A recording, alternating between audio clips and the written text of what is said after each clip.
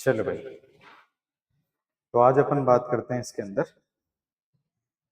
देखो, अपन ने कल सेल मेम्ब्रेन ही पढ़ा था, तो आज भी अपन सेल मेम्ब्रेन ही पढ़ेंगे, लेकिन सेल मेम्ब्रेन के अंदर कल हमने फॉस्फोलिपिड पढ़ा था। आज अपन सेल मेम्ब्रेन के अंदर पढ़ेंगे प्रोटीन। प्रोटीन के साथ साथ में अपन पढ़ेंगे कार्बोहाइड्रेट, और उसके साथ साथ में अपन पढ़ेंगे जो फंक्शन ऑफ फ्लूइड नेचर, या फिर फ्लूइड नेचर के फायदे, इंपॉर्टेंस ऑफ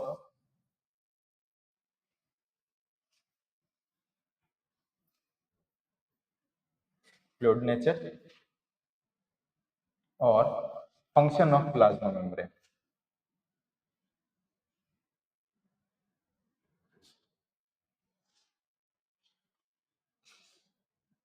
ठीक है, ये चीज थी।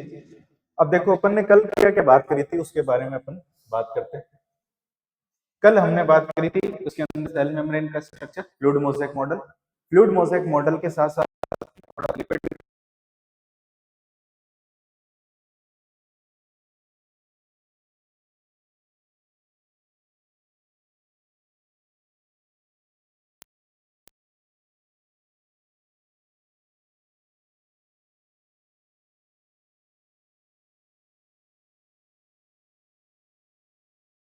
मेम्ब्रेन के अंदर क्या होता है कि ये जो आपके फॉस्फोलिपिड होते हैं, ये कैसे होते हैं? लूजली पैक होते हैं।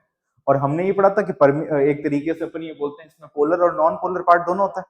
तो इनको स्टेबलाइज करने के लिए एक रिजिड लिपिड लेयर की भी, या फिर रिजिड आपको क्या होता है, लिपिड की भी जरूरत होती है। तो वो काम कौन करता है अपने पास में? ये कोलेस्ट्रॉल करता है। अब ये कोलेस्ट्रॉल जो होता है, ये कोलेस्ट्रॉल क्या करता है कि इस प्लाज्मा मेम्ब्रेन को स्टेबिलिटी प्रोवाइड देता है और रिजिड स्ट्रक्चर प्रेजेंट, ठीक है, तो स्टेबिलिटी देता है और रिजिडिटी भी देता है।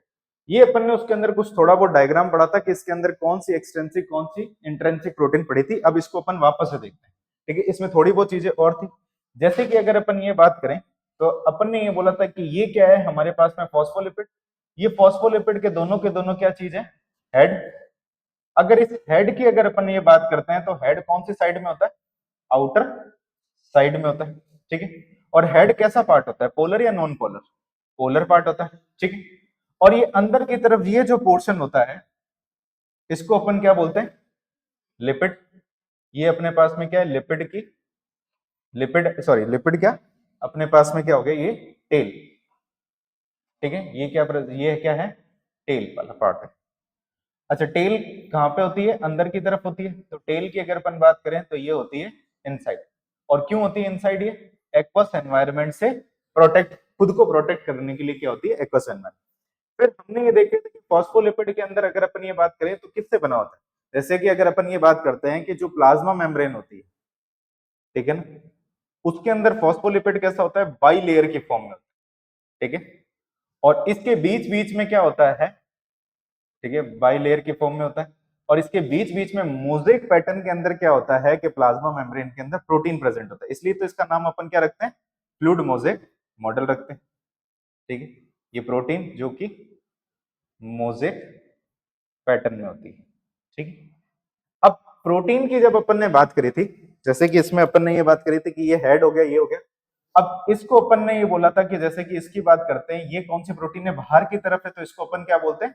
एक्सट्रिंसिक प्रोटीन बोलते हैं, ठीक है। ये चीज बात करी थी। ये प्रोटीन, जैसे कि अगर अपन ये बात करें तो ये प्रोटीन कहाँ पे? अंदर की तरफ प्रेजेंट है। और ये प्रोटीन भी कहाँ पे प्रेजेंट है? अंदर की तरफ प्रेजेंट है। ये भी एक प्रोटीन है, एक ही तरीके की प्रोटीन है, ये भी अंदर की तरफ है। अगर इसकी इसकी और इसकी अगर अपन बात करें तो इस प्रोटीन को क्या बोलेंगे? जो बाहर की तरफ है उसको एक्सट्रिंसिक, और जो अंदर की तरफ है उसको अपन क्या बोलेंगे? इंट्रिंसिक, ठीक है। इंट्रिंसिक प्रोटीन अपन बोलते हैं, ठीक। ये चीज हमने बात करी थी। अब ये जो पोर्शन है, जो आपको ये से यहाँ पे इस तरीके से दिखाई दे रहा है, ये जो पार्ट है, ये क्या है? हमारा कार्बोहाइड्रेट है, ठीक है। ये कार्बोहाइड्रेट है और ये भी कार्बोहाइड्रेट, लेकिन दोनों के दोनों कार्बोहाइड्रेट का अटैचमेंट अलग अलग है। ये वाला कार्बोहाइड्रेट देखोगे तो किससे अटैच है? प्रोटीन से। ये वाला कार्बोहाइड्रेट देखोगे तो किससे अटैच है? फॉस्फोलिपिड या फिर लिपिड से। ठीक है ना। तो आगे अपन बात करेंगे कि जो आपके कार्बोहाइड्रेट जो होते हैं उनको अपन बायोलॉजी के अंदर क्या बोलते हैं, ग्लाइकोबर्ड्स के नाम से जानते हैं। अगर ये आपके जो कार्बोहाइड्रेट लिपिड से अटैच है और इसको हम क्या बोलते हैं, ग्लाइको, तो इसको अपन क्या बोलेंगे, ग्लाइकोलिपिड। और अगर प्रोटीन से अटैच है तो उसको अपन क्या बोलेंगे, ग्लाइको प्रोटीन बोलेंगे। ये चीज अपन बात करते हैं। उससे पहले अपन एक चीज और इसमें समझते हैं। जैसे कि अगर अपन ये बात करें कि ये वाला जो पोर्शन है, जैसे ये आपको क्या दिखाई दे रही है, ये एक तरीके की प्रोटीन है, ऐसे आपको दिखाई दे रही है प्रोटीन। अब इस प्रोटीन की अगर अपन ये बात करें तो ये प्रोटीन क्या करती है, इस डायरेक्शन में भी मूवमेंट करती है और इस डायरेक्शन में भी मूवमेंट करती है। यानी हम ये बात करते हैं कि ये जो प्रोटीन्स होती है इसके अंदर एक मूवमेंट होता है जिसको अपन क्या बोलते हैं, लेटरल मूवमेंट। और प्रोटीन ही नहीं, साथ साथ में क्या होता है, लिपिड के अंदर भी मूवमेंट होता है। लिपिड के अंदर का मूवमेंट, जब प्रोटीन ऐसे मूव कर रही है तो लिपिड भी मूव करेगा। तो अगर अपन ये बात करें कि लेटरल मूवमेंट किसके अंदर देखा जाता है, तो अपन ये बोलते हैं कि ऑब्जर्व होता है हमारे को, observed in both protein and lipid. इतनी बात समझ में आ गई। ये आपसे कई बार क्वेश्चन पूछा गया है कि भाई लेटरल मूवमेंट किस में देखा जाता है, तो लेटरल मूवमेंट किस में देखा जाता है, दोनों के अंदर देखा जाता है, प्रोटीन में भी दिखता है और लिपिड। क्या अगर इमेजिन करने वाली बात है, तो एक प्लाज्मा मेम्ब्रेन में अकेला प्रोटीन तो घूम नहीं सकता, ऐसे ऐसे मूव नहीं कर सकता। जब ये इस डायरेक्शन में ऐसे लेटरल मूवमेंट कर रहा है तो फॉस्फोलिपिड भी तो क्या करेगा, लेटरल मूवमेंट करेगा ही करेगा।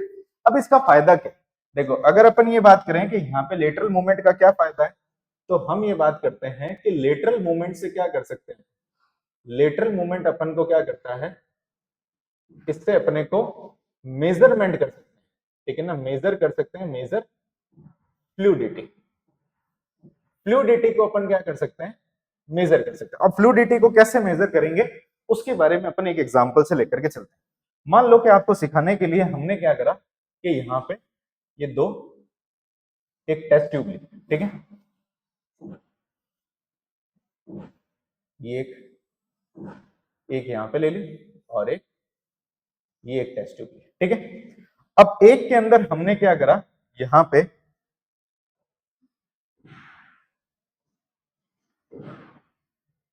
ठीक है, यहाँ पे हमने एक फ्लूइड भर दिया जो कि क्या है, वाटर, ठीक है। और इसके अंदर हमने एक फ्लूइड भर दिया जो कि एक चिपचिपा फ्लूइड है, जिसको अपन बायोलॉजी में या फिर अपन क्या बोलते हैं उसको, विस्कस फ्लूइड बोलते हैं, ठीक है, एक विस्कस फ्लूइड है। तो आप मेरे को ये बताओ कि अगर मान लो कि इसके अंदर हमारे पास में एक मॉलिक्यूल रख रखा है, ठीक है ना, यहाँ पे एक मॉलिक्यूल है।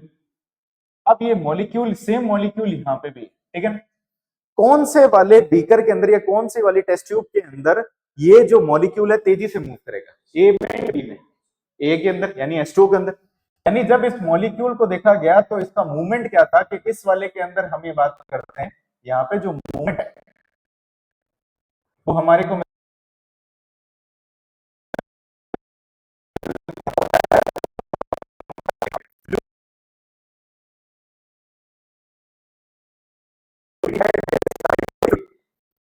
तो जितना अच्छी तरीके से मूवमेंट करेगा उसके अंदर फ्लूइडिटी भी क्या होगी, ज्यादा होगी। अब जैसे ये मान लो एक चिपचिपा फ्लूइड है, जैसे कि इस पर आप ऐसे समझ सकते हो कि आपने क्या करा कि एक शहद ले रखा है और एक ले रखा है। अब जब आप सिक्के को फेंकोगे तो सिक्का जो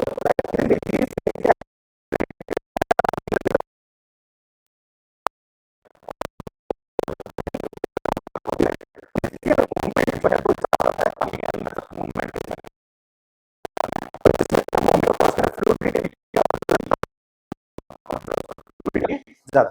तो अगर इसकी विस्कस फ्लूइड की अगर अपन बात करें तो यहाँ पे जो मूवमेंट होगा,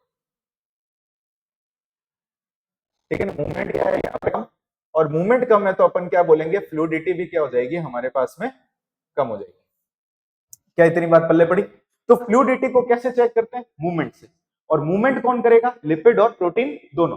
तो यहाँ पे ये लिपिड और प्रोटीन जितना ज्यादा मूव करेंगे फ्लूइडिटी भी क्या होगी, उतनी ज्यादा, और जितना कम मूव करेंगे फ्लूइडिटी क्या भी होगी, कम।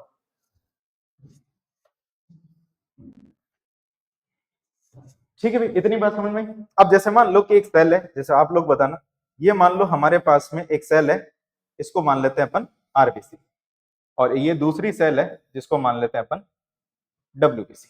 अब इन दोनों के ऊपर क्या लग रखी है, प्रोटीन लग रखी है, ठीक है, ये प्रोटीन मान लो यहाँ पे, ठीक है। अब ये प्रोटीन की अगर अपन ये बात करें, ये भी लेटरल मूवमेंट करती है और यहाँ पे ये भी लेटरल मूवमेंट करती है। अब मान लेते हैं कि ये आरबीसी के अंदर जो प्रोटीन है इसके अंदर जो मूवमेंट था, ठीक है, वो क्या है, कम, और यहां पे क्या है, मूवमेंट, मान लेते हैं मूवमेंट है ज्यादा। अब आप मेरे को ये बताओ फ्लूइडिटी किस में ज्यादा होगी, डब्ल्यूबीसी के अंदर, ठीक है ना। और अगर अपन ये बात करें कि फ्लूइडिटी की और मूवमेंट किस, जिसमें मूवमेंट कम है उसमें फ्लूइडिटी कम, और जिसमें मूवमेंट ज्यादा उसके अंदर फ्लूइडिटी ज्यादा। तो हम ये बात करते हैं इसके अंदर कि ये जो अपने पास में जिसमें मूवमेंट कम है उसके अंदर फ्लूइडिटी भी क्या हो जाएगी, कम हो जाएगी, और जिसमें मूवमेंट ज्यादा है उसके अंदर फ्लूइडिटी भी क्या हो जाएगा, ठीक है, फ्लूइडिटी भी क्या हो जाएगी, ज्यादा। यानी यहाँ पे आपके फ्लूइड नेचर जो होता है, यानी फ्लूइडिटी जो होती है किस पे डिपेंड करती है, आपके मूवमेंट पे। तो हर सेल के अंदर हो सकता है कि फॉस्फोलिपिड जो है वो या फिर प्रोटीन जो है वो अलग अलग तरीके से मूव करे, तो उसमें मूवमेंट भी क्या हो जाएगा, ज्यादा। तो इतनी बात समझ में आएगी, सवाल आएगा समझ जाओगे कि लेटरल मूवमेंट किसमें देखा जाता है, दोनों के अंदर, आपके इसके अंदर भी, प्रोटीन के अंदर भी देखा जाता है और लिपिड के अंदर भी देखा जाता है। तो ये चीज तो होती है हमारे प्रोटीन और इसके लिए। अब अपन इसके अंदर ये बात करते हैं आगे, ठीक है, यहाँ पे अब फ्लूइड नेचर का इंपॉर्टेंस क्या है, यानी अपन ये बोलते हैं कि why plasma membrane show fluid nature.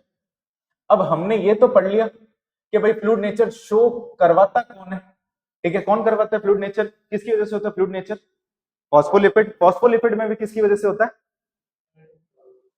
Phospholipid में किसकी वजह से होता है, अनसैचुरेटेड फैटी एसिड, ठीक है। तो अगर अपन ये बात करें यहां पे तो क्यों शो करते हैं, तो उसके लिए अपन को ये पढ़ना पड़ेगा कि इंपॉर्टेंस क्या है इसकी, इंपॉर्टेंस ऑफ फ्लूइड नेचर, ठीक है भाई। सबसे पहला जो इसकी इंपॉर्टेंस होती है, ये मदद करता है या फिर ये हेल्प करता है सेल की ग्रोथ के अंदर, ठीक है।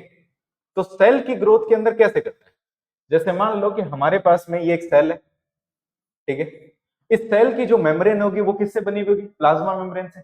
अब ये प्लाज्मा मेम्ब्रेन फ्लूइड नेचर की है, तभी तो ये क्या कर पा रहा है, अंदर के जो मटेरियल डिवाइड होंगे और ये क्या करेगा, साइज को इंक्रीज कर लेगा। तो जब तक ये फ्लेक्सिबल नहीं होगी तब तक ये साइज को इंक्रीज नहीं कर पाएगा। इसको ऐसे समझो, एक आपके पास में प्लास्टिक की बॉल है और एक आपके पास में एक रबड़ की बॉल है। अब किसके अंदर आप पानी भरने की वजह से जो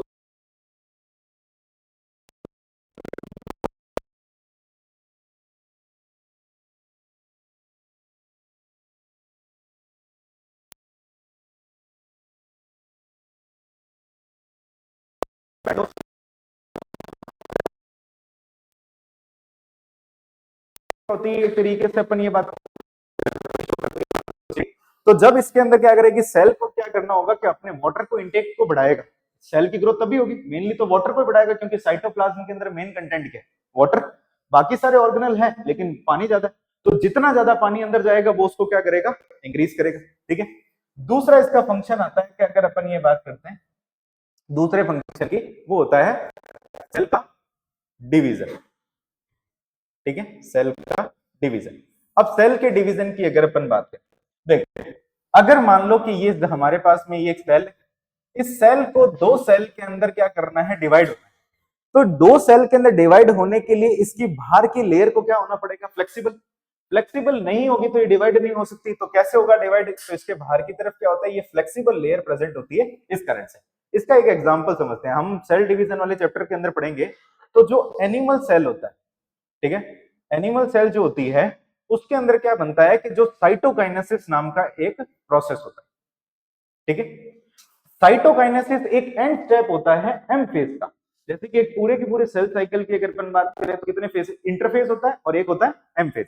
इंटरफेज में कितने होते हैं, G1, एस फेज और G2 फेज। और एम फेज की अगर अपन बात करें तो उसके अंदर मल्टीपल फेज होते हैं, प्रोफेज, मेटाफेज, एनाफेज, टेलोफेज और साइटोकाइनेसिस। तो साइटोकाइनेसिस के अंदर क्या होता है, सेल अपने आप को ग्रो भी कर लेती है, अपने डीएनए को डबल भी कर लेती है, एंड में क्या होता है, उसका डिवीजन होता है। तो उसमें डिवीजन साइटोकाइनेसिस के समय पे किस तरीके से होता है, जैसे मान लो कि ये हमारे पास में क्या है, ये एनिमल सेल, इस एनिमल सेल ने ग्रोथ कर चुका है। अब पहले ग्रोथ होती है उसके बाद ही डिवीजन होता है। अब डिवीजन के समय पे क्या करेगा, ये अपनी प्लाज्मा मेम्ब्रेन को अंदर की तरफ क्या करेगा, ऐसे मूव करवाएगा।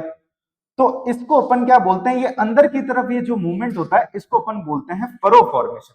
फरो का मतलब होता है खांच, ठीक है ना। एक अंदर की तरफ अपन ये बोलते हैं खांच बन जाती है, ठीक है ना। अब जैसे जैसे ये अंदर की तरफ खांच बनेगी, जैसे ही इसके साथ में अटैच होगी तो बीच में से क्या बन जाएगा, एक सेपरेशन, और ये सेल क्या हो जाएगी, एक दूसरे से अलग हो जाएगी।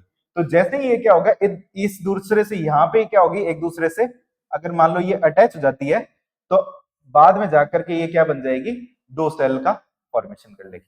बात समझ में आ गई अपने को। तो इस तरीके से क्या होता है अपने पास में, तो एनिमल सेल के अंदर साइटोकाइनेसिस के समय पे अपन ये बोलते हैं फरो फॉर्मेशन होता है, ठीक है, फरो फॉर्मेशन होता है। हालांकि अपन इसको डिटेल में पढ़ेंगे सेल डिवीजन वाले चैप्टर में, इतनी बात पल्ले पड़ेगी। तो पहला काम क्या हो गया इसका, सेल ग्रोथ, दूसरा काम क्या हो गया इसका, सेल डिवीजन। चलो अब अपन ये बात करते हैं इसके अंदर तीसरे फंक्शन की, ठीक है। तीसरा फंक्शन जो होता है इसके अंदर वो होता है एंडोसाइटोसिस। अब एंडोसाइटोसिस को अपन एक और शब्द से भी जानते हैं, इसको अपन क्या बोलते हैं, फैगोसाइटोसिस। देखो फैगोसाइटोसिस का मतलब होता है फूड मटेरियल को क्या करना, एनगल्फ करना। किस तरीके से होता है, जैसे मान लो कि ये बाहर की तरफ क्या प्रेजेंट है हमारे पास में, एक फूड मटेरियल प्रेजेंट है, ठीक है, ये फूड मटेरियल मान लो। अब क्या होगा कि जैसे ही ये सेल के पास में जाएगा, सबसे पहले क्या करेगा, जैसे इसकी सेल के पास में जाएगा, ये सेल से क्या करेगा, अंदर की तरफ एक डिप्रेशन क्रिएट करेगा। कैसे, ये इस तरीके से हो गया डिप्रेशन क्रिएट, ठीक है, यहाँ पे क्या बन गया, एक डिप्रेशन। अब ये धीरे धीरे क्या होगा कि ये जो अपने पास में मटेरियल अंदर जाता जाएगा और यहाँ पे क्या बन जाएगा, ये प्लाज्मा मेम्ब्रेन क्या करेगी, फ्लेक्सिबल नेचर होने की वजह से इस मटेरियल को अपने अंदर की तरफ यहाँ पे ऐसे पैक कर लेगी। पैक करने के बाद में क्या हो जाएगा, ये मटेरियल इसके अंदर पैक हो गया और अल्टीमेटली क्या होगा कि यहाँ पे ये मटेरियल जो होगा एक वेसिकल की फॉर्म में क्या हो जाएगा, इसकी बॉडी के सेल के अंदर चला जाएगा। ये सेल के अंदर चला गया मटेरियल और यहाँ पे क्या हो जाएगा, इसका डाइजेशन स्टार्ट हो जाएगा। इतनी बात समझ में आई। तो सबसे पहले क्या हुआ, यहाँ पे एक डिप्रेशन बना, गड्ढा बना, गड्ढा या फिर अपन ये बोलते हैं अंदर की तरफ एक लेयर जैसा बना। दूसरी चीज अगर अपन ये बात करते हैं तो इस प्लाज्मा मेम्ब्रेन ने क्या बना ली, एक क्लोज कवरिंग बना ली, जिसको अपन आगे जाकर के क्या बोलेंगे, वेसिकल, और जो फूड पार्टिकल जो था अंदर की तरफ। तो जो भी चीज अंदर की तरफ आ रही, एंडो का मतलब होता है इनसाइड, अंदर की तरफ मूव करे उसको अपन क्या बोलते हैं, एंडो। साइटोसिस का मतलब होता है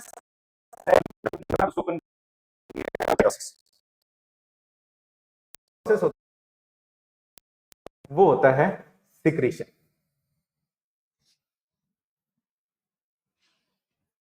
सिक्रीशन, अब सिक्रीशन क्या चीज होता है, देखो दो चीज होते हैं, एक होता है एक्सोसाइटोसिस और एक होता है सिक्रीशन। एक्सोसाइटोसिस का मतलब होता है कि एक्सो का मतलब होता है एग्जिट करना। अब किसी भी चीज को अपन बाहर क्यों निकालेंगे, पहली बात तो ये सेल को अगर मान लो किसी भी चीज को बाहर फेंकना है तो वो उसके काम का नहीं है। तो अगर कोई भी चीज उसके काम की नहीं है तो उसको क्या करेगा, एग्जिट करेगा। लेकिन सिक्रीशन का मतलब अपन ने बहुत सारी जगह पे ह्यूमन फिजियोलॉजी के अंदर अपन पढ़ते भी और आपने पहले भी पढ़ रखा है। तो सिक्रीशन का मतलब होता है यूजफुल मटेरियल को बाहर निकालना। जैसे कि एग्जांपल की बात करते हैं, हार्मोनल सिक्रीशन, हार्मोनल सिक्रीशन समझते हो, एंजाइमेटिक सिक्रीशन, एंजाइम का सिक्रीशन। तो ये जो हार्मोन का सिक्रीशन जो होता है, अपन ये बात करते हैं कि ग्लैंड होती है जिसको अपन क्या बोलते हैं, एंडोक्राइन ग्लैंड, और एक ग्लैंड होती है जिसको अपन क्या बोलते हैं, एक्सोक्राइन ग्लैंड। तो एंडोक्राइन ग्लैंड क्या करती है कि वो अपने सिक्रीशन को क्या करती है, सिक्रीशन बोलते हैं, या फिर अपने जो जो अंदर के पार्टिकल्स होते हैं, यानी सेल ने कुछ बनाया उसको क्या करेगा, बाहर भेजेगा, और वो अपने टारगेट ऑर्गन पे जाकर के क्या करेगा, काम करेगा। तो सिक्रेशन का मतलब ये होता है कि अगर अपन ये बात करें यूजफुल मटेरियल का बाहर आना, यूजफुल मटेरियल का एग्जिट करना, एग्जिट, ठीक है ना, यूजफुल मटेरियल का एग्जिट किस तरीके से करेगा, इसको देखो। जैसे मान लो कि ये हमारे पास में क्या है, सेल, इसके अंदर की तरफ क्या प्रेजेंट है, ये हमारे पास में ये यूजफुल मटेरियल है। अब जो ये अंदर मटेरियल है इसके बाहर की लेयर भी तो प्लाज्मा मेम्ब्रेन होगी, और ये वाली लेयर भी क्या है, प्लाज्मा मेम्ब्रेन। दोनों के दोनों क्या है, सेम नेचर की। तो सेम नेचर की होगी तो ये क्या करेगी, जब इस प्लाज्मा मेम्ब्रेन से टकराएगी, ठीक है ना, तो यहाँ पे मटेरियल इजीली क्या हो जाएगा, बाहर की तरफ चला जाएगा, तो कोई भी दिक्कत नहीं आएगी। इसलिए इसने बोला कि भाई सिक्रीशन करने में भी प्लाज्मा मेम्ब्रेन क्या करती है, आपके फ्लूइड नेचर होना जरूरी है, नहीं होगा तो जिसकी वजह से ये बाहर नहीं जा पाएगा। नेक्स्ट अगर अपन ये बात करें इसके अंदर लास्ट फंक्शन जो आता है इसका, या फिर लास्ट इंपॉर्टेंस अगर एनसीईआरटी के हिसाब से देखें, तो वो होता है इसके अंदर इंटर सेल्यूलर जंक्शन। अब इंटरसेल्यूलर जंक्शन का मतलब क्या चीज है, इसको देखो। अब इंटरसेल्यूलर जंक्शन की अगर अपन ये बात करें तो मान लो कि ये हमारे पास में एक सेल है, इस सेल के बाहर की तरफ क्या होगा, यहाँ पे ऐसे प्रोटीन्स है, ठीक है, ये ऐसे प्रोटीन्स है। तो दूसरी एक और सेल है, उसके पास में भी क्या है, ऐसी ही प्रोटीन, ठीक है, यहाँ पे ये प्रोटीन्स है, ठीक। अब ये क्या करेगा, ऐसे मूव करेगा, और हो सकता है जैसे मान लो कि ये वाला जो है,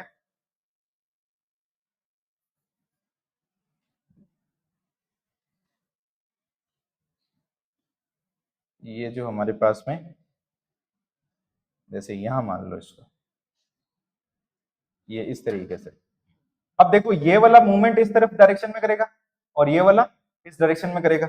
तो जैसे ही ये एक दूसरे के सामने आएंगे, ठीक है, इस तरीके से मान लो कि यहाँ पे और ये, तो दोनों के दोनों अगर मान लो कि ये प्रोटीन आमने सामने आएगी, तो इसके बीच में क्या हो जाएगा, ऐसे एक टनल बन जाएगा, ठीक है।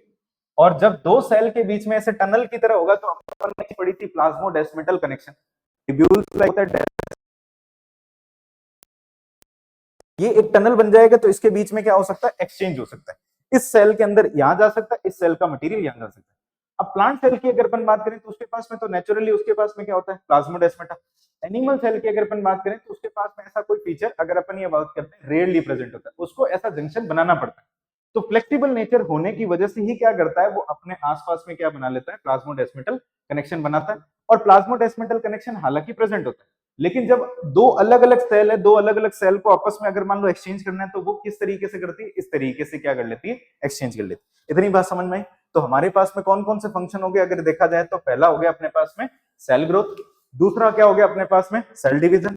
सेल डिवीजन की अगर अपन बात करें तो एनिमल सेल के अंदर क्या चीज, साइटोकाइनेसिस में सेल डिवीजन होता है, तो क्या बनता है, फरो फॉर्मेशन। तीसरा क्या हो गया, एंडोसाइटोसिस। चौथा क्या हो गया अपने पास में, सिक्रीशन। और पांचवा क्या हो गया अपने पास में, इंटरसेल्युलर जंक्शन। ये जो होते हैं, इस इंपॉर्टेंस की वजह से हम बोलते हैं ये फ्लूइड नेचर का होना जरूरी है।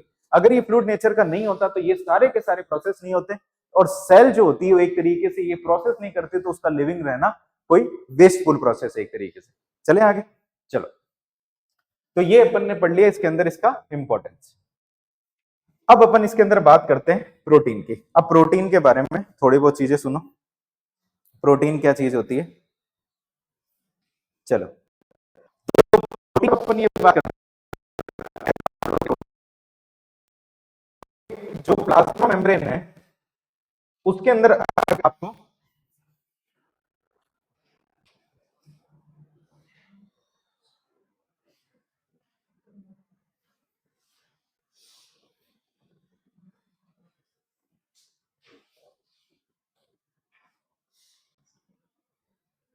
चलो, अब अपन बात करते हैं प्लाज्मा मेम्ब्रेन। तो अब ये देखो, ये रही प्लाज्मा मेम्ब्रेन हमारे पास में। अब देखो कुछ प्रोटीन की अगर अपन बात करें तो अंदर की तरफ, कुछ प्रोटीन की अगर अपन बात करें तो थोड़ी सी बाहर की तरफ है, और कुछ प्रोटीन बिल्कुल सरफेस की तरफ भी है। जैसे कि इसमें देखो, एक होगी हमारे पास में एक्सट्रिंसिक प्रोटीन, एक होगी हमारे पास में इंट्रिंसिक प्रोटीन, ठीक है।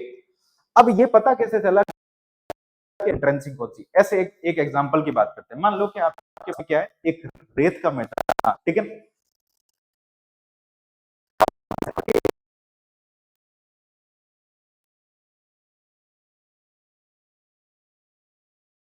तो समझ, यानी जो अंदर की तरफ बोलते हैं, ग्राउंड से अंदर की तरफ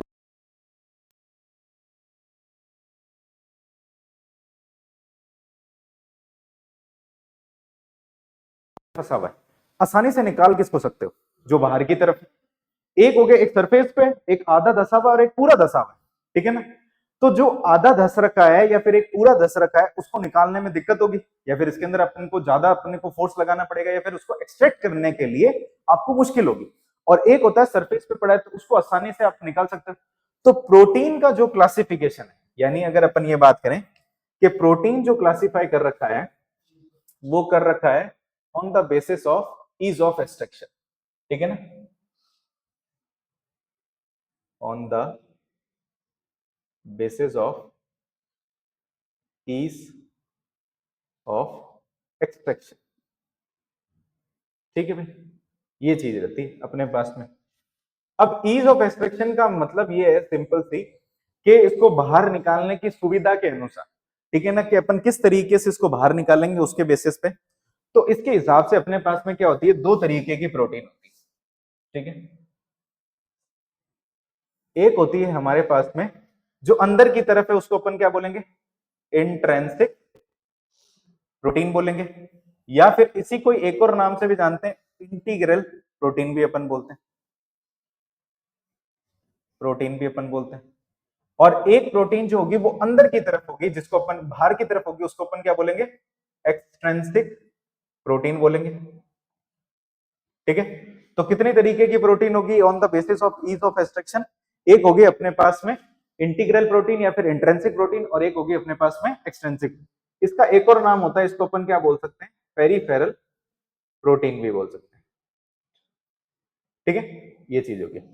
अब इस इंट्रेंसिक प्रोटीन की अगर अपन ये बात करें, तो ये हमारे पास में दो तरीके की, अभी हमने ये बात करी इसके अंदर।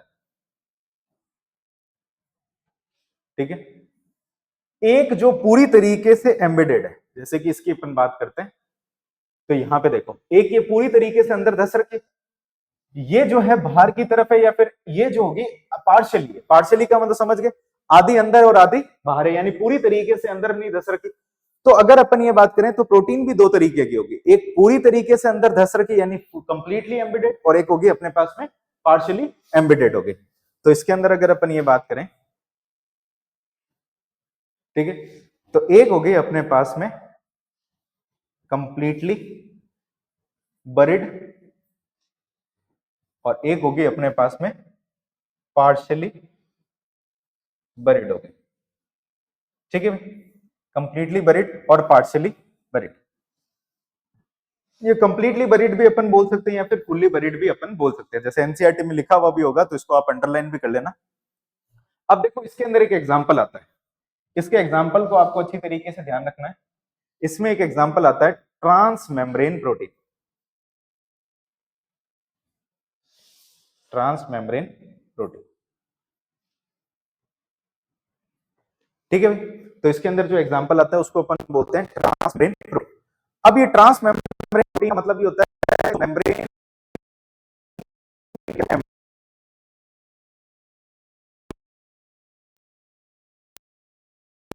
पूरी तरह से एम्बेडेड हो।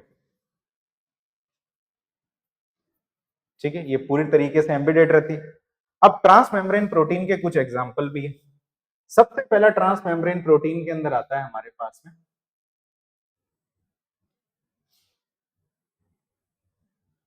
ठीक है, इसमें आता है चैनल प्रोटीन। ठीक है भाई, तो सबसे पहला एग्जाम्पल जो आएगा अपने पास में चैनल प्रोटीन, या फिर जिसको अपन एक और नाम से भी जानते हैं, इसको अपन बोलते हैं टनल प्रोटीन बोलते हैं। अब टनल प्रोटीन इसमें समझ लो, ठीक है, यहां पे अब देखो ये जो प्रोटीन है, इसकी अगर अपन बात करें तो बीच में आपको क्या दिखाई दे रही है, एक टनल जैसा स्ट्रक्चर दिखाई दे रहा है। टनल का मतलब क्या होता है, दोनों साइड से ओपन, यहां से भी ओपन और यहां से भी ओपन।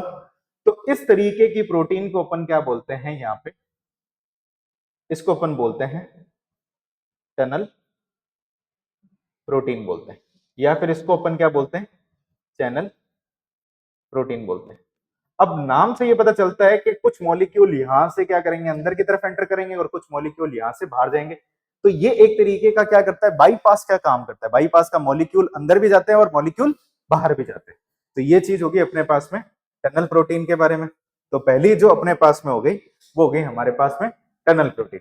जो दूसरी अपने पास में प्रोटीन है उसको अपन बोलते हैं आपके कैरियर प्रोटीन। ठीक है, पहली होगी अपने पास में टनल प्रोटीन और दूसरी होगी कैरियर। अच्छा, इसमें एक चीज और लिख लेना, ये कंटिन्यूअस फॉर्म में रहती है, यानी कंटिन्यूअस फ्लो करती है। कंटिन्यूअस फ्लो, या फिर अपन ये बोल सकते हैं कि ये कंटिन्यूअसली ओपन रहेगी हमारे पास। कंटिन्यूअसली ओपन का मतलब ये होता है हमेशा खुली रहेगी। कैरियर प्रोटीन की अगर अपन बात करें तो इसका स्ट्रक्चर किस तरीके से होता है, अब ये देखो,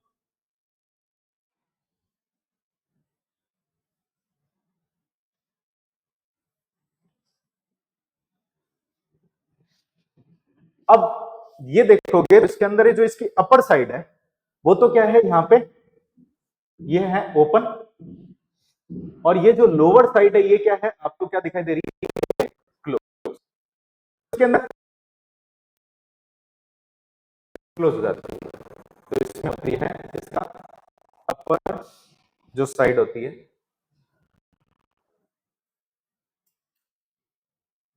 ओपन, और लोअर साइड जो होती है वो होती है क्लोज।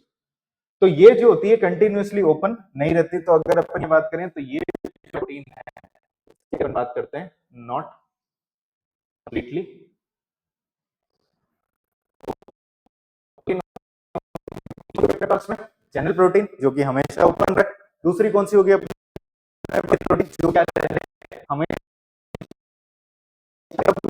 जरूरत होगी तभी क्या होगी, ये क्लोज होगी। ठीक है। तीसरी जो प्रोटीन आती है जो कि किसी किसी के पास में होती है जिसको अपन बोलते हैं पोरीन प्रोटीन, पोरीन से अपन बोलते हैं। ठीक है। तो पोरीन्स का नाम से ये समझ में आता है कि पोरीन्स का मतलब जिसके अंदर इतना ज्यादा वाइड गैप प्रेजेंट। इसकी अपन बात करें तो एक साइड से ओपन होती है, एक साइड से क्लोज होती है। तो इसकी अगर अपन ये बात करें तो इसके पास में क्या होता है, वाइड गैप होता है। ठीक है, वाइड गैप प्रेजेंट होता है। अब ये जो पोरीन्स प्रोटीन जो होती है ये आपके बैक्टीरियल मेम्ब्रेन के पास में प्रेजेंट होती है। अगर अपन ये बात करें तो ये लोकेटेड होती है बैक्टीरियल मेम्ब्रेन। तो बैक्टीरिया की मेम्ब्रेन के पास में ये प्रोटीन प्रेजेंट होगी। दूसरा ये प्रेजेंट होती है माइटोकॉन्ड्रियल मेम्ब्रेन पे। ठीक है। और माइटोकॉन्ड्रियल मेम्ब्रेन की भी अगर अपन ये बात करें तो उसकी भी कहां पे प्रेजेंट होती है, आउटर मेम्ब्रेन पे। ठीक है। तीसरा ये प्रेजेंट होती है क्लोरोप्लास्ट की, या फिर अपन ये बोल सकते हैं प्लास्टिड की मेम्ब्रेन पे, प्लास्टिड मेम्ब्रेन पे। और प्लास्टिड की मेम्ब्रेन पे भी कहां पे होगी, आउटर मेम्ब्रेन पे। ठीक है भाई, समझ में आ गया कितनी तरीके की प्रोटीन होगी। अगर अपन ये बात करते हैं ट्रांस मेम्ब्रेन के अंदर एक में कैरियर, और तीसरी कौन सी होगी, पोरिन्स। तो ये टनल और ये जो कैरियर प्रोटीन होती है लगभग सभी प्लाज्मा मेम्ब्रेन के पास में होती है। जैसे आपकी जो एनसीईआरटी में फोटो बना रखी है उसके पास में भी आपको दिख जाएगा, इसके अंदर एक इंटीग्रल प्रोटीन लिख रखा है और एक एक्सटेंसिव प्रोटीन जो चीज।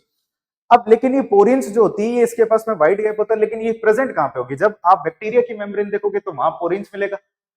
एक माइटोकॉन्ड्रिया की मेम्ब्रेन देखोगे, आउटर मेम्ब्रेन देखोगे तो उसके ऊपर क्या मिलेगा आपको, ये प्रोटीन मिलेगा। ठीक है। ये जो आउटर मेम्ब्रेन है इसको आउटर मेम्ब्रेन कर लेना, इसकी आउटर मेम्ब्रेन है। ठीक है भाई। तो ये चीज होगी। और प्लास्टिड की मेम्ब्रेन, प्लास्टिड क्या चीज होता है, किसके पास में प्रेजेंट होता है, प्लांट सेल या एनिमल सेल। प्लास्टिड किसके पास में होता है भाई बताओ, है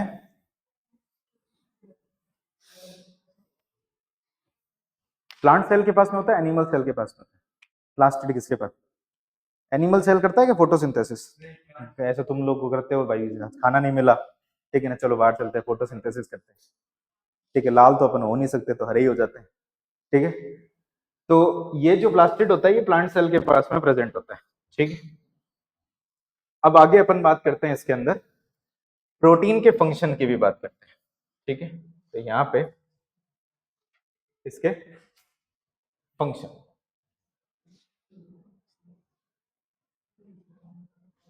अच्छा ये सब अभी अपन ने चीजें पढ़ी, तो इसको देख करके क्या लगता है कि प्रोटीन का क्या फंक्शन होगा, प्रोटीन का काम क्या हो सकता है, ये सब चीजें अपन ने पढ़ी। तो कहीं ना कहीं जब अपन ने ये पढ़ा तो ये क्या करता है, एक पैसेज की तरह काम कर रहा है, एक रास्ता देने का काम कर रहा है। तो ये क्या करेगा, ट्रांसपोर्ट का काम करेगा। ट्रांसपोर्ट का भी ये क्या करता है, इसका मेन जो फंक्शन होता है अगर अपन ये बात करें तो इसका मेन फंक्शन क्या होता है, ट्रांसपोर्ट का। ट्रांसपोर्ट भी कैसे, बाई डायरेक्शनल ट्रांसपोर्ट होता है। ठीक है। सेल के अंदर से सेल के बाहर मटेरियल जा सकते हैं, और सेल के बाहर से मतलब और सेल के बाहर से सेल के अंदर मटेरियल ट्रांसफर हो सकते हैं। अब प्रोटीन जो होती है कुछ कुछ प्रोटीन क्या करती है, अगर अपन ये बात करें एंजाइमेटिक फंक्शन भी करती है। ठीक है ना, अगर अपन ये बात करें परफॉर्म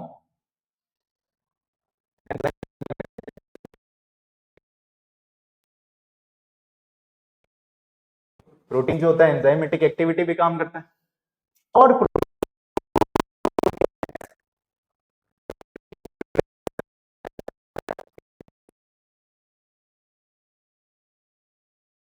की अगर अपन बात करते हैं तो जैसे हार्मोन से रिलेटेड अपन बात करते हैं, जैसे ये हमारे पास में सेल, इस सेल के अंदर प्लाज्मा मेम्ब्रेन, तो अपन ने ये पढ़ा था कि सेल के बाहर क्या होता है, ऐसे एक रिसेप्टर की तरह मॉलिक्यूल होता है।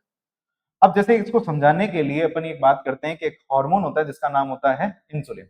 तो आप मेरे को ये बताओ कि क्या इंसुलिन जो होता है बॉडी के अंदर ट्रांसफर होता है, बॉडी के अंदर सॉरी, क्या सेल के अंदर जाता है या नहीं जाता? इंसुलिन सेल के अंदर जाता है। इंसुलिन का काम क्या होता है? ब्लड ग्लूकोज लेवल को मेंटेन करने का, कुल मिलाकर के। तो ये जो इंसुलिन है ये ब्लड के अंदर पड़ा है, इसको मतलब सेल के अंदर जाकर के ब्लड ग्लूकोज लेवल को अंदर एंटर करवाना है। तो ये खुद सेल के अंदर जाएगा या नहीं जाएगा? ठीक है, तो ये इंसुलिन कभी भी सेल के अंदर एंटर नहीं करता, ये जाता है इस रिसेप्टर के पास में। जैसे इस रिसेप्टर से जुड़ता है तो हम ये पढ़ेंगे एक कॉम्प्लेक्स बनता है जिसको अपन बोलते हैं हार्मोन रिसेप्टर कॉम्प्लेक्स। ठीक है भाई, अब ये हार्मोन रिसेप्टर कॉम्प्लेक्स अंदर की तरफ एक सेकेंडरी मैसेंजर डेवलप करता है, और ये सेकेंडरी मैसेंजर आगे जाकर के फिजियोलॉजिकल फंक्शन को क्या करता है, परफॉर्म करता है। तो कुल मिलाकर के अपन ये बात करते हैं तो ये जो रिसेप्टर्स होते हैं ये हार्मोन के लिए भी काम कर सकते हैं, अलग अलग चीजों के लिए क्या होते हैं, रिसेप्टर होते हैं जो कि प्रोटीन से ज्यादातर क्या बने हुए होते हैं, प्रोटीन से। एंजाइम भी जो होते हैं वो किससे बन रखे होते हैं, प्रोटीन से। तो बायोमोलिक्यूल के अंदर हम पढ़ेंगे कि जो अपने पास में प्रोटीन होती है चार तरीके की होती है, एक प्राइमरी, सेकेंडरी, टर्शरी और क्वाटरनरी। तो जो ज्यादातर अगर अपन ये बात करते हैं कि जो अपने एंजाइम जो होते हैं ज्यादातर कौन से प्रोटीन के बने होते हैं, टर्शरी प्रोटीन के। टर्शरी प्रोटीन होती क्या चीज है, जैसे मान लो कि एक पॉलीपेप्टाइड चेन। अब इस पॉलीपेप्टाइड चेन के अंदर एक होता है एन टर्मिनल और एक होता है सी टर्मिनल। तो ये जो प्रोटीन जो बना होता है किससे बना होता है, अमीनो एसिड से तो बना होता है, और अमीनो एसिड टोटल कितने तरीके के होते हैं, 20। 20 में से 10 कितने होते हैं, एसेंशियल, जो आपको बाहर से लेने की जरूरत पड़ती है, और 10 क्या होते हैं, नॉन एसेंशियल। एसेंशियल की भी अगर अपन ये बात करें तो उसमें दो ऐसे होते हैं जो सेमी एसेंशियल, हिस्टिडिन और आर्जिनिन, ये दोनों ऐसे होते हैं जो आपके सेमी एसेंशियल होते हैं। अब ये जो होते हैं जब ये अमीनो एसिड ऐसे कतार में लगेंगे, अलग अलग अमीनो एसिड लगेंगे, मान लो कि कुछ अमीनो एसिड एक से ज्यादा हो गए, कुछ अमीनो एसिड बोल सकते हैं कि कुछ के ज्यादा है, कुछ का नंबर कम है, ठीक है ना। तो ये अमीनो एसिड की जो चेन बनेगी तो एंड में जाकर के क्या बनेगा, अपने पास में प्रोटीन बनेगा। अब प्रोटीन भी अपने पास में अगर अपन ये बात करते हैं, जैसे हार्मोन्स में हम पढ़ेंगे, एक होता है अमीनो एसिड डेरिवेटिव हार्मोन, एक होते हैं शॉर्ट पेप्टाइड, एक होते हैं लॉन्ग पेप्टाइड। लॉन्ग पेप्टाइड का मतलब ये होता है कि जिसके अंदर आपके 50 से ज्यादा अमीनो एसिड लगे होते हैं, 50 से क्या हो, ज्यादा अमीनो एसिड हो। तो पॉलीपेप्टाइड का मतलब क्या होता है, तो दो अमीनो एसिड के बीच में जो बॉन्ड होता है उसको अपन बोलते हैं पेप्टाइड बॉन्ड, ठीक है। तो जब दो अमीनो एसिड के बीच में एक बॉन्ड है, तो अगर अपन ये बात करते हैं कि ऐसे करते करते हमारे पास में 50 अमीनो एसिड हो, उन 50 अमीनो एसिड के बीच में भी क्या होगा, पेप्टाइड बॉन्ड होगा। तो ऐसे मल्टीपल पेप्टाइड बॉन्ड की वजह से हम क्या बोलते हैं, पॉलीपेप्टाइड चेन। पॉली का मतलब क्या होता है, बहुत सारा, या फिर नंबर में ज्यादा, या फिर एन नंबर, और पेप्टाइड का मतलब क्या हो गया, उसके बीच का बॉन्ड। तो ये जो इंसुलिन एक तरीके का क्या है, पॉलीपेप्टाइड। तो प्रोटीन के क्या होते हैं, मल्टीपल फंक्शंस होते हैं हमारे पास। इतनी बात समझ में, इसको देख लो, कोई दिक्कत है तो पूछो।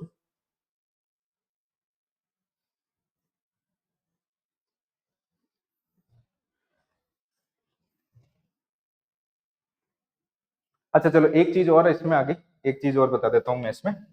अब ये प्रोटीन जो होता है ये शो करता है सेलेक्टिव नेचर, शो सेलेक्टिव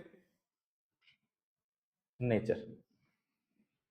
और इस सेलेक्टिव नेचर का मतलब क्या चीज होता है, इसको इधर समझो। जैसे मान लो कि ये अपने पास में एक सेल है, इस सेल के बाहर की तरफ क्या है, ये हमारे पास में ये कैसे, ये टनल प्रोटीन, ठीक है, ये टनल मान लो हमारे पास में। अब देखो इस टनल का काम क्या होता है, इसको भेजना। अब लेकिन ये क्या करता है, हर एक चीज को नहीं ट्रांसफर करता। अब जिसके लिए ये अपने पास में रिसेप्टर, या फिर अपन ये बोल सकते हैं कि ये अपने पास में प्रेजेंट है, उसी को क्या करेगा, ट्रांसफर करेगा। मान लो कि ये हमारे पास में जो है वो सोडियम के लिए पंप है, सोडियम का पंप मान लो, ये सोडियम के चैनल मान लो। तो बाहर तो आपके पास में अगर सोडियम होगा तो ही अंदर जाएगा। पोटेशियम इसके पास में बहुत सारा प्रेजेंट है, पोटेशियम चाहे रो भी ले का मतलब समझ रहे, वहां पे ऐसे आंसू पटक दे, कुछ नहीं कुछ कर दे, ये पोटेशियम को तो अंदर जाने ही नहीं। तो इसका बात समझ में आ गई। तो जिसके लिए इसके पास या फिर जिसके पास में इसके लिए चैनल प्रेजेंट है उसी को ही ट्रांसफर करेगा। दूसरी चीज चाहे वो भी ले उसको तो भी ट्रांसफर नहीं करेगा। इसको आप ऐसे भी समझ सकते हो कि भाई अगर मान लो इसके पास में सोडियम के चैनल ना होकर के पोटेशियम के चैनल होते तो पोटेशियम आता, और सोडियम चाहे रो भी लेता तो भी क्या होता, अंदर ट्रांसफर नहीं करता। तो यानी ये हो गया सेलेक्टिव नेचर, यानी इसका जो प्रोटीन का जो नेचर होता है उसका कैसा होता है, सेलेक्टिव नेचर। इसी की सेलेक्टिवली परमेबल हमने ये बोला था, सेलेक्टिवली परमेबल का मतलब होता है सेलेक्टेड मॉलिक्यूल को क्या करे, ये आपके अंदर आने दे और बाहर जाने दे। इतनी बात समझ में आ गई, ये अपने पास में सेलेक्टिवली परमेबल की बात होगी। चलें आगे अपन, चलो अब नेक्स्ट अपने पास में आता है, वो आता है कार्बोहाइड्रेट। ठीक है, अब कार्बोहाइड्रेट भी इंपॉर्टेंट है, छोटा सा ही टॉपिक है ये कार्बोहाइड्रेट का। तो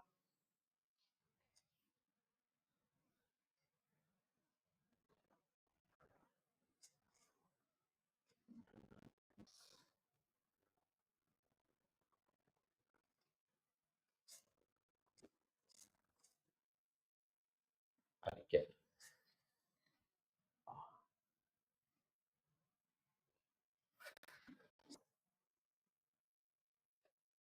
ठीक है, चलो भाई। तो देखो कार्बोहाइड्रेट को अपन समझते हैं, पहले इस फोटो को देखो, फोटो से आपको समझ में आ जाएगा। देखो कार्बोहाइड्रेट की अगर अपन बात करें तो अपन ने कार्बोहाइड्रेट बना रखा है। तो कार्बोहाइड्रेट की अगर अपन बात करें, क्या ये हमेशा और हमेशा सेल के बाहर की तरफ रहेगा, या फिर आउटसाइड अपन बोल सकते हैं, हमेशा सेल के बाहर की तरफ तो नहीं बोल सकते, आउटसाइड। आउटसाइड का मतलब ये होता है, जैसे मान लो कि ये अपने पास में एक सर्कल मान लो, ठीक है, यहाँ पे बाहर की तरफ और अंदर भी बाहर की तरफ। आउटर का मतलब समझ गए, यानी इस मेम्ब्रेन की ना बीच में है ना कहीं आपके अंदर की तरफ है, वो सिर्फ और सिर्फ कहां पे, बाहर की तरफ। तो इस कार्बोहाइड्रेट की अगर अपन ये बात करते हैं तो ये कैसे होते हैं, आउटर साइड पे प्रेजेंट होते हैं। ठीक है, ये मेम्ब्रेन के आउटर साइड पे। और अगर इसके अपन कंपोजिशन की बात करें तो कंपोजिशन हमने पढ़ा था। तो कंपोजिशन की अगर अपन बात करते हैं तो आरबीसी के अंदर कितना परसेंट होता है कार्बोहाइड्रेट, 8%। नर्व सेल में हमने देखा था लिपिड कितना होता है, 80%। तो कार्बोहाइड्रेट फिर से कम, यानी हमने ये देखा कि कार्बोहाइड्रेट जो होगा वो आपके हमेशा और हमेशा परसेंटेज क्या होगा इसका, मिनिमम। अब देखो क्या होता है कि ये जो कार्बोहाइड्रेट होते हैं जो इस सेल के ऊपर लग रखे होते हैं, ज्यादातर कैसे होते हैं, अगर अपन ये बात करें ओलिगोसैकेराइड्स होते हैं। ओलिगोसैकेराइड समझते हैं क्या होता है, देखो ओलिगोसैकेराइड का मतलब होता है जिसके अंदर क्या हो कि 2 से लेकर के 10 यूनिट या फिर 2 से लेकर के 9 यूनिट तक। अब ये 9 यूनिट का मतलब क्या होता है, शुगर के मॉलिक्यूल, और शुगर को बायोलॉजी में अपन बोलते हैं सैकेराइड। तो ओलिगो का मतलब हो गया इसका नंबर, सैकेराइड का मतलब हो गया शुगर। जैसे कि अगर अपन बात करते हैं कि 2 अगर मान लो शुगर के मॉलिक्यूल है एक ही कंपाउंड में लगे तो उसको अपन क्या बोलेंगे, डाइसैकेराइड। 3 लगे हुए तो ट्राइसैकेराइड, 4 लगे हुए तो टेट्रासैकेराइड। तो इस तरीके से अपने पास में सैकेराइड मॉलिक्यूल। और ये हमारे को पता कैसे चला, जब हमने क्या करा, हाइड्रोलाइसिस करा। जब अपन उसको हाइड्रोलाइसिस करते हैं तो हाइड्रोलाइसिस करने पे कितनी सैकेराइड अपन को, कितनी शुगर के मॉलिक्यूल हमारे को मिलते हैं। तो ये क्या होते हैं हमारे पास में, ओलिगोसैकेराइड होते हैं। अब इस कार्बोहाइड्रेट की अगर अपन ये बात करें, फंक्शन की अपन बात करते हैं, ठीक है। फंक्शन से पहले एक और चीज अपन समझते हैं कि ये कार्बोहाइड्रेट जो होता है 2 चीजों से अटैच हो सकता है। 2 चीजों से का मतलब ये होता है कि आपने अभी स्ट्रक्चर में अभी अपन देखते हैं, जैसे कि इसको देखो स्ट्रक्चर को, ठीक है, देखो एक ये किससे अटैच है, अगर इसकी अपन बात करें तो ये किससे अटैच है, लिपिड से। अब इस कार्बोहाइड्रेट को अपन देखो वैसे क्या बोलते हैं, इसको अपन ग्लाइको वर्ड लगाते हैं, क्या लगाते हैं अपन, ग्लाइको। अब ये किससे अटैच है, प्रोटीन से। तो ऐसा कार्बोहाइड्रेट जो प्रोटीन से अटैच है उसको अपन क्या बोलेंगे, ग्लाइको प्रोटीन। ठीक है, और ऐसा कार्बोहाइड्रेट जो किससे अटैच है, लिपिड से अटैच है, उसको अपन क्या बोलेंगे, ग्लाइकोलिपिड। बात समझ में आ गई, ग्लाइकोप्रोटीन और ग्लाइकोलिपिड की अपन ने बात करी।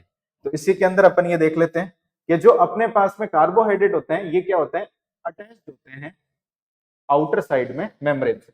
किससे, जैसे कि अगर अपन ये बात करें, अगर मान लो प्रोटीन से अटैच है, प्रोटीन प्लस कार्बोहाइड्रेट, ठीक है, तो क्या बनेगा अपने पास में, ग्लाइको प्रोटीन बनेगा। और अगर मान लो कि ये किससे अटैच है, कार्बोहाइड्रेट अटैच है, कार्बोहाइड्रेट जो अटैच है लिपिड से, तो क्या बनेगा अपने पास में, ग्लाइकोलिपिड बनेगा। ठीक है, तो 2 तरीके के हो गए हमारे पास में, एक हो गया ग्लाइकोप्रोटीन और एक हो गया अपने पास में ग्लाइको पड़े। तो ये चीज रहता है। फिर अगर अपन ये बात करें इसके फंक्शन की, अगर अपन बात करें तो फंक्शन की अगर अपन ये करें इसके,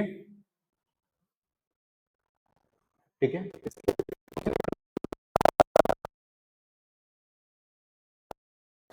सेल रिकॉग्नाइजेशन का मतलब समझ लो पहले क्या चीज होता है।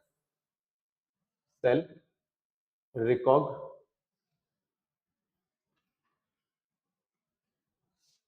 का काम करते हैं, ठीक है। यानी एक क्या करें, ग्रुप की बात करते हैं। कितने टाइप के ब्लड ग्रुप होते हैं अपने पास में? 4। कौन कौन से? ए, बी, ए बी और ओ, ठीक है ना। तो अपने पास में ब्लड ग्रुप होते हैं। तो अब आपने ये सुना होगा कि भाई जो ओ जो होता है वो क्या होता है? Universal donor. और ए बी क्या होता है? Universal acceptor. तो जैसे कि अपन ये बात करते हैं सेल टू सेल रिकॉग्नाइजेशन का मतलब ये होता है, जैसे ये हमने ब्लड ग्रुप के बना रखे हैं, ये हमारे पास में क्या है? ब्लड ग्रुप है। तो ब्लड ग्रुप की अगर अपन बात करते हैं तो 4 तरीके के होते हैं। ये हो गया हमारे पास में ए, ये कौन सा हो गया? बी, ये कौन सा हो गया हमारे पास में? ए बी, और ये कौन सा हो गया हमारे पास में? ओ, ठीक है। अब आप इसके स्ट्रक्चर को ऑब्जर्व कर रहे हो कि इसकी सरफेस पे क्या प्रेजेंट है? एंटीजन प्रेजेंट है, जो खुद किससे बन रखे हैं? एक तरीके से अगर अपन ये बात करें कार्बोहाइड्रेट से बन रखे हैं। अब ये जो एंटीजन है, जैसे इसके ऊपर अगर अपन बात करें तो क्या है? कौन सा एंटीजन लग रखा है? ए। इसके ऊपर कौन सा लग रखा है? बी। इसके ऊपर अगर अपन बात करें तो कौन सा एंटीजन है? ए और बी दोनों लग रखा है। जैसे इसको मान लो ए है और ये मान लो हमारे पास में बी है, ठीक है। ओ के ऊपर आपको कोई एंटीजन दिखाई दे रहा है? तो कोई भी एंटीजन नहीं होता, तो इसके ऊपर क्या होता है? नो एंटीजन, ठीक है। अब जब मान लो कि हमारे पास में ए ब्लड ग्रुप आएगा, तो ए ब्लड ग्रुप के पास में एंटीजन कौन सा होगा? ए।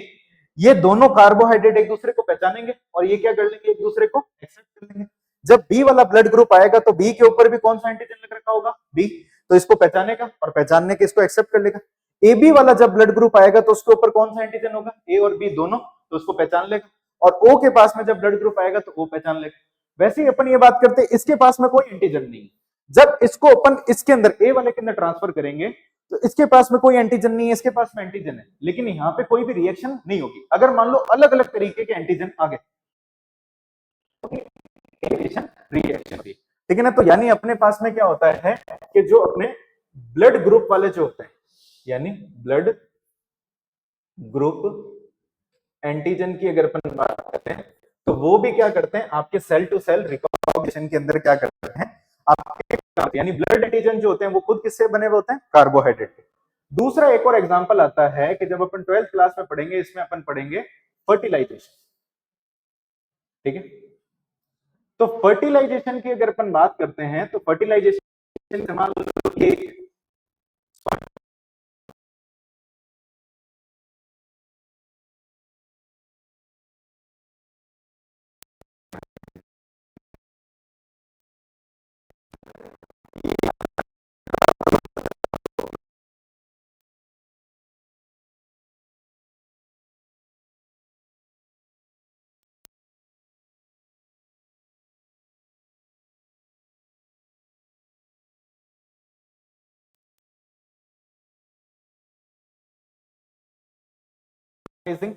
और एक होते हैं हमारे पास में एंटी फर्टिलाइजिंग।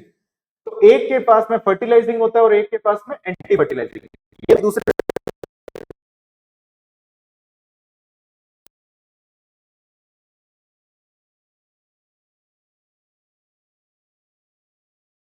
को क्या कर दिया? हटा दिया, कार्बोहाइड्रेट को हटा दिया। अब कार्बोहाइड्रेट को हटाने के बाद में ये हो गया बिल्कुल ऐसे एक तरीके से अंधा। इसको ओवम के अलावा सब कुछ दिखाई दे रहा है, ठीक है ना। ओवम के अलावा क्या हो रहा है? सब कुछ दिखाई दे रहा है। तो ये इसके आसपास में भी घूम रहा है, लेकिन इसको फर्टिलाइज नहीं कर रहा। क्यों नहीं कर रहा? क्योंकि इसके पास में वो स्पेशल तरीके का कार्बोहाइड्रेट नहीं है। तो दोनों को एक दूसरे से अगर मान लो कि इंटरेक्शन करना है तो उसके पास में क्या होना चाहिए? ये कार्बोहाइड्रेट होना चाहिए, जो क्या करता है? दोनों की सेल को पहचानने का काम करता है।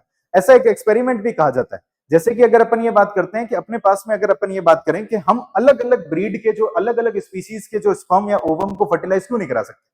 अगर अपन ये बात करते हैं गाय जो है उसको अपन एक अलग वैरायटी की जो गाय है या फिर कोई अपन बोल सकते हैं कोई दूसरा एनिमल है उसके साथ में फर्टिलाइज क्यों नहीं करा सकते? उसका एक ही रीजन बनता है, ये कार्बोहाइड्रेट। और दूसरे क्या करती है? इनके बीच में सेल की सिग्नलिंग होती है जो एक दूसरे को पहचानते हैं और फर्टिलाइजेशन का प्रोसेस आपके आगे बढ़ता है। तो इसलिए अपन बोलते हैं फर्टिलाइजेशन का प्रोसेस जो होता है बहुत कॉम्प्लेक्स प्रोसेस होता है। इतनी बात समझ में? तो ये हमारे पास में क्या हो गया? कार्बोहाइड्रेट। तो हमने इसके अंदर प्लाज्मा मेम्ब्रेन के अंदर, या फिर अपन ने बात करी शुरुआत में हमने लिपिड से बात करी, लिपिड के बाद में हमने फॉस्फोलिपिड कोलेस्ट्रॉल की बात करी, तो उसके बाद में अपन ने प्रोटीन की बात करी, और प्रोटीन के साथ साथ में हमने कार्बोहाइड्रेट। अब इसके अंदर एक प्लाज्मा मेम्ब्रेन का फंक्शन आता है, वो आता है ट्रांसपोर्ट का। जो सबसे मेन फंक्शन है प्लाज्मा मेम्ब्रेन का वो है ट्रांसपोर्ट का, उसको अपन कल पढ़ेंगे। ठीक है, तो आज के लिए इतना बहुत।